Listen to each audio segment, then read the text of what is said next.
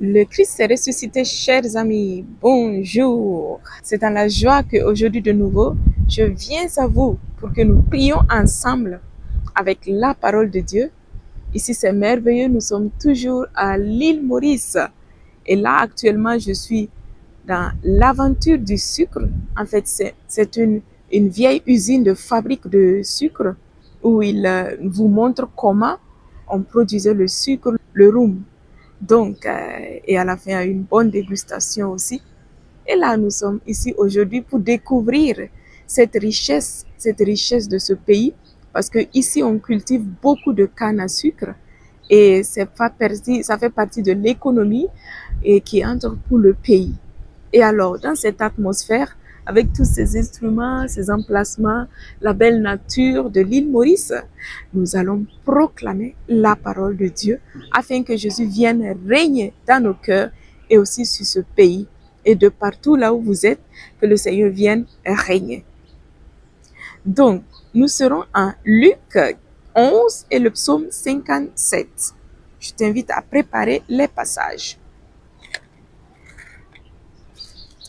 Luc 11. Et il advint, comme il était quelque part à prier, quand il eut cessé, qu'un de ses disciples lui dit, « Seigneur, apprends-nous à prier, comme Jean l'a appris à ses disciples. » Il leur dit, « Lorsque vous priez, dites, « Père, que ton nom soit sanctifié, que ton règne vienne. Donne-nous chaque jour notre pain quotidien et remets-nous nos péchés, car nous-mêmes remettons à quiconque nous doit. Et ne nous soumets pas à la tentation. » Il leur dit encore, « Si l'un de vous ayant un ami s'en va le trouver au milieu de la nuit, pour lui dire, « Mon ami, prête-moi 3 pains, parce qu'un de mes amis m'est arrivé de voyage et je n'ai rien à lui servir. » Et que de l'intérieur, l'autre répond, « Ne me cause pas de tracasse. Maintenant, la porte est fermée et mes enfants et moi sommes au lit. Je ne puis me lever pour t'en donner. Je vous le dis, même s'il ne se lève pas pour les lui donner en qualité d'ami, il se lèvera du moins à cause de son impudence et lui donnera tout ce dont il a besoin. Et moi, je vous dis, demandez et l'on vous donnera, cherchez et vous trouverez, frappez et l'on vous ouvrira, car quiconque demande reçoit et qui cherche trouve, et à qui frappe on ouvrira. Quel est d'entre vous le père auquel son fils demande un poisson et qui, à la place du poisson, lui remet un serpent? Ou encore, s'il demande un œuf, lui remettra-t-il un scorpion? Si donc, vous qui êtes mauvais, vous savez donner de bonnes choses à vos enfants, combien plus le Père du ciel donnera-t-il l'Esprit Saint à ceux qui l'en prient? Il expulsait un démon qui était muet. Or, il advint que, le démon étant sorti, le muet parla, et les foules furent dans l'admiration. Mais certains d'entre eux dirent, « C'est par Belzéboul, le prince des démons, qu'il expulse les démons. » D'autres, pour le mettre à l'épreuve, réclamaient de lui un signe venant du ciel. Mais lui, connaissant leurs pensées, leur dit, « Tout royaume divisé contre lui-même est dévasté, et maison sur maison s'écroule. Si donc Satan s'est lui aussi divisé contre lui-même, comment son royaume se maintiendra-t-il? Puisque vous dites que c'est par Belzéboul que j'expulse les démons. Mais si moi, c'est par Belzéboul que j'expulse les démons, vos fils, par qui les expulsent-ils? Aussi seront-ils eux-mêmes vos juges. Mais si c'est par le doigt de Dieu que j'expulse les démons, c'est donc que le royaume de Dieu est arrivé jusqu'à vous. Lorsqu'un homme fort et bien armé garde son palais, ses biens sont en sûreté. Mais qu'un plus fort que lui survienne et le batte, il lui enlève l'armure en laquelle il se confiait et il distribue ses dépouilles. Qui n'est pas avec moi est contre moi, qui n'amasse pas avec moi disciples.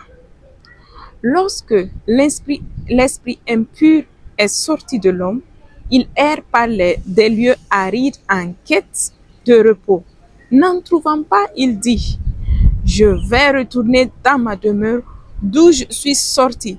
Étant venu, il la trouve balayée, bien en ordre, alors il s'en va prendre cet autre esprit plus mauvais que lui, il revient et y habite. Et l'état de cet homme devient pire que le premier. Or, il advint comme il parlait ainsi, qu'une femme leva la voix du milieu de la foule et lui dit, « Heureuses les entrailles qui t'ont porté et les seins que tu as sucés. » Mais il dit, « Heureux plutôt ceux qui écoutent la parole de Dieu et l'observent. » Comme les foules se pressaient en masse, il se mit à dire, « Cette génération est une génération mauvaise. Elle demande un signe, et de signe il ne lui sera donné que le signe de Jonas. Car, tout comme Jonas devint un signe pour les Ninives, de même le Fils de l'homme en sera un pour cette génération. La reine de Midi se lèvera lors du jugement avec les hommes de cette génération et elle les condamnera car elle vint des extrémités de la terre pour écouter la sagesse de Salomon. Et il y a ici plus que Salomon.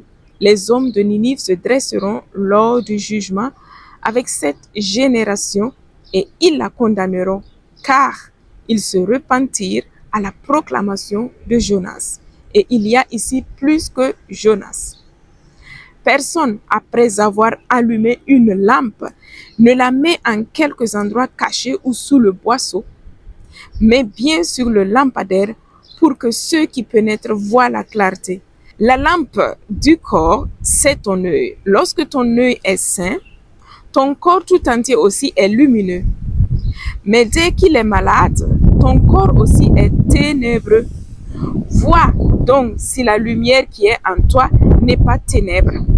Si donc ton corps tout entier est lumineux, sans aucune partie ténébreuse, il sera lumineux tout entier comme lorsque la lampe t'illumine de son éclat. Tandis qu'il parlait, un pharisien l'invite à déjeuner chez lui. Il entra et se mit à table. Ce que voyant, le pharisien s'étonna de ce qu'il n'eût pas fait d'abord les ablutions avant le déjeuner. Mais le Seigneur lui dit, « Vous voilà bien, vous les pharisiens. L'extérieur de la coupe et du plat, vous le purifiez, alors que votre intérieur à vous est plein de rapines et de méchanceté. Insensé, celui qui a fait l'extérieur n'a-t-il pas fait aussi l'intérieur? Donnez plutôt en aumône ce que vous avez, et alors tout sera pur pour vous. Mais malheur à vous, les pharisiens qui acquittez la dîme de la menthe et de la rue et de toute plante potagère et qui délaissez la justice de l'amour de Dieu. Il fallait pratiquer ceci sans omettre cela. Malheur à vous, les pharisiens, qui aimez le premier siège dans les synagogues et les salutations sur les places publiques. Malheur à vous, qui êtes comme les tombeaux que rien ne signale et sur lesquels on marche sans le savoir.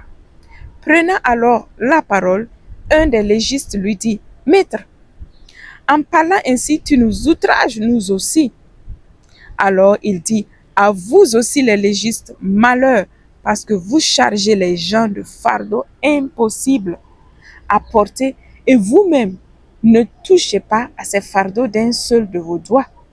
Malheur à vous parce que vous baptisez les tombeaux des prophètes. Ce sont vos pères qui les ont tués. Vous êtes donc des témoins et vous approuvez les actes de vos pères. Eux ont tué et vous, vous baptisez.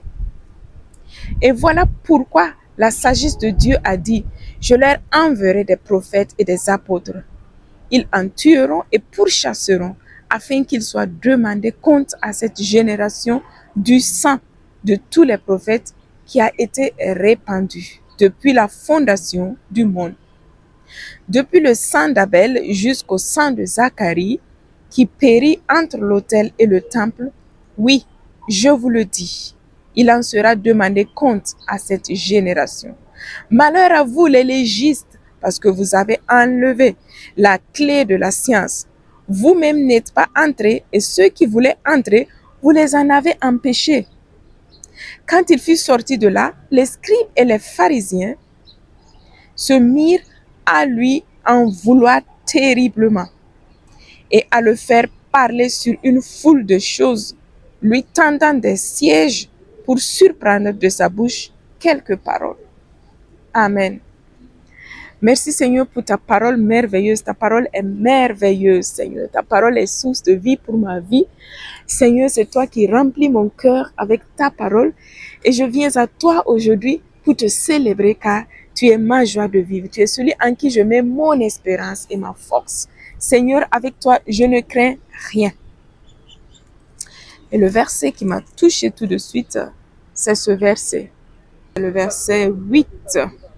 Je vous l'ai dit, même s'il ne se lève pas pour les lui donner en qualité d'ami, il se lèvera du moins à cause de son impudence et lui donnera tout ce dont il a besoin. Merci Seigneur pour cette parole.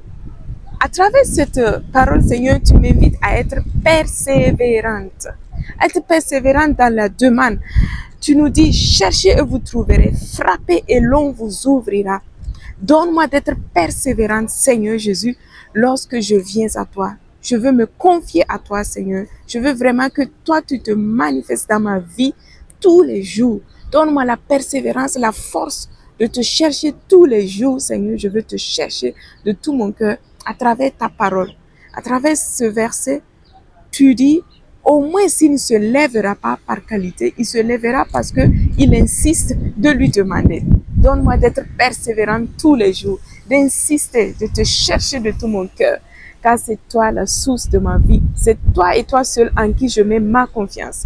Seigneur, avec toi je ne crains rien. Jésus, tu es ma force, tu es ma joie de vivre. Tu es ma joie de vivre, Seigneur. Je viens à toi de tout mon cœur. Je veux que tu sois le roi de ma vie. Je me donne à toi, Seigneur. Je veux prêter ma bouche pour proclamer ta parole tout le temps. Je veux toujours apprendre à encourager les autres à te suivre, à te chercher. Donne-moi d'être persévérante, Seigneur, de te chercher tous les jours. Que jamais je ne m'éloigne de ta grâce, Seigneur. Mais je veux m'aggrapper à ta grâce tous les jours. Je te prie de bénir mes frères et sœurs qui sont en train de me suivre, Seigneur. Donne-leur d'être persévérante, de te chercher, de ne jamais baisser les bras, de savoir que tu es toujours là. Tu es à côté et tu interviens dans leur vie, même si c'est difficile, même s'ils vivent des moments difficiles, qu'ils mettent leur confiance en toi, qu'ils continuent de persévérer, car toi tu es vivant et tu as tes temps et tes moments. Lorsque, Seigneur, nous venons à toi, tu te manifestes à nous. Merci de te manifester dans ma vie. Merci de te manifester dans la vie de mes frères et sœurs qui sont en train de me suivre maintenant. Seigneur Jésus, tu es ma joie de vivre et ma force. Gloire à toi. Et maintenant, nous allons passer au psaume 57. Psaume 57. Pitié pour moi, ô Dieu, pitié pour moi. En toi s'abrite mon âme. À l'ombre de tes ailes, je m'abrite. Tant que soit passé le fléau, j'appelle vers Dieu seul, le Très-Haut, le Dieu qui a tout fait pour moi. Que des cieux il envoie et me sauve. Qu'il confonde celui qui me harcèle. Que Dieu envoie son amour et sa vérité. Mon âme est couchée parmi les lions qui dévorent les fils d'Adam. Leurs dents, une lance et des flèches. Leur langue, une épée acérée. Ô Dieu, élève-toi sur les cieux, sur toute la terre, ta gloire. Il tendait un filet sous mes pas. Mon âme était courbée. Il creusait devant moi une trappe. Ils sont tombés dedans. Mon cœur est prêt, ô Dieu, mon cœur est prêt. Je veux chanter, je veux jouer pour toi. Éveille-toi, ma gloire. Éveille-toi, harpe, sitar, que j'éveille l'aurore. Je veux te louer chez les peuples, Seigneur. Jouer pour toi dans les pays grands, jusqu'aux cieux, ton amour, jusqu'aux nues, ta vérité. Ô Dieu, élève-toi sur les cieux, sur toute la terre, ta gloire. Amen. Merci Seigneur pour cette parole merveilleuse. Mon cœur est prêt, oh Dieu. Mon cœur est prêt. Je veux chanter, je veux jouer pour toi, Seigneur. Éveille-toi, ma gloire. Éveille-toi, harpe, sitar, que j'éveille l'aurore. Je veux te louer chez les peuples, Seigneur. Jouer pour toi dans les pays, jusqu'aux grands cieux, grand jusqu'aux cieux, ton amour. Seigneur, oui, je vais chanter tes merveilles. Je vais te louer, Seigneur, car te louer, Seigneur, est ma force. Te louer, Seigneur, est ma ressource, Seigneur. Je veux me réfugier en toi qui est ma joie de vivre, Seigneur. En toi et toi seul, j'ai l'espérance et la force. Viens me donner ta victoire, Seigneur Jésus. Viens, Seigneur, bénir cette jeunesse, Seigneur. Viens, Seigneur, bénir cette nature, Seigneur, ce pays. Viens leur donner de te rencontrer, Seigneur, d'expérimenter ton amour, que tu nous aimes, que tu aimes chaque créature, Seigneur. Je te remercie, Seigneur Jésus, parce que tu es vivant et tu te manifestes dans nos vies tous les jours. Merci pour le don de la vie. Merci, Seigneur, pour le don de ta présence. Merci pour le soleil. Merci, Seigneur, pour ces arbres que je vois. Merci pour la création, Seigneur. Merci parce que tu es à l'œuvre à tout instant. Ma vie, lorsque ma vie est entre tes mains, je ne crains rien. Je n'ai peur de rien, Seigneur, parce que ta droite me soutient. Et l'ennemi s'enfuit, Seigneur, de ma vie lorsque je mets ma confiance en toi. Jésus, tu es ma joie de vivre. Tu es ma force. Tu es mon espérance. Tu es ma lumière. Tu es celui qui me donne, Seigneur, d'être toujours victorieux. Tu me donnes la victoire dans les moments difficiles et je mets ma confiance en toi. Merci pour le don de ton amour. Merci pour le don de ta vie. Merci, Seigneur, mon âme exalte. Mon cœur est toujours prêt pour te louer. Je veux, Seigneur, ouvrir ma bouche, ouvrir mon cœur pour t'accueillir dans ma vie. Tu es ma joie de vivre et ma force de tous les jours.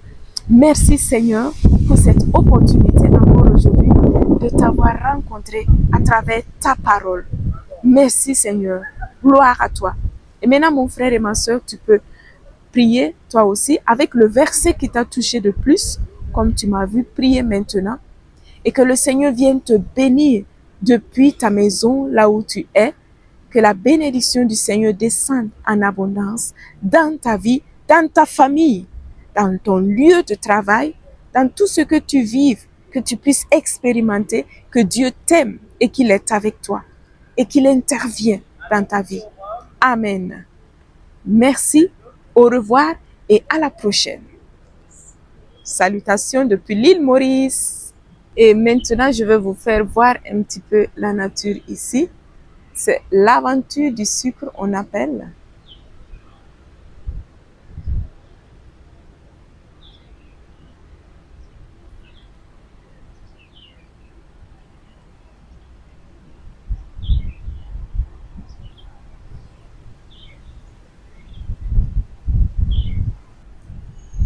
Et donc, ça c'est un baobab. Pour qui ne connaît pas, c'est un petit baobab qui est en train de grandir.